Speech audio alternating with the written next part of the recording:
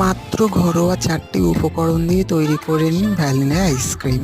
তো প্রথমে 3 কাপ দুধ নিয়ে নেবেন, এমনি দুধ মানে কাঁচা দুধ। 3 চামচ কর্নফ্লাওয়ার নিয়ে নেবেন, মেপে মেপে নেবেন। 3 চামচ কর্নফ্লাওয়ার নেওয়া হয়ে গেলে তারপরে আপনারা ইউজ করবেন 3 চামচ চিনি। এবার আপনারা গুঁড়ো চিনিও ইউজ করতে পারেন, নর্মাল চিনিও ইউজ করতে পারেন। দিয়ে লো হিটে গ্যাস কমিয়ে ওই পেস্টটাকে বসিয়ে দেবেন। দিয়ে ওটাকে একটু থকথকে করবেন। যখন থকথকে হয়ে যাবে তারপরে ওটাকে আপনারা নামিয়ে ঠান্ডা করতে রেখে দেবেন। আর এখানে আমি একটু ডেকোরেশনের জন্য কিশমিশ কেটে নিলাম।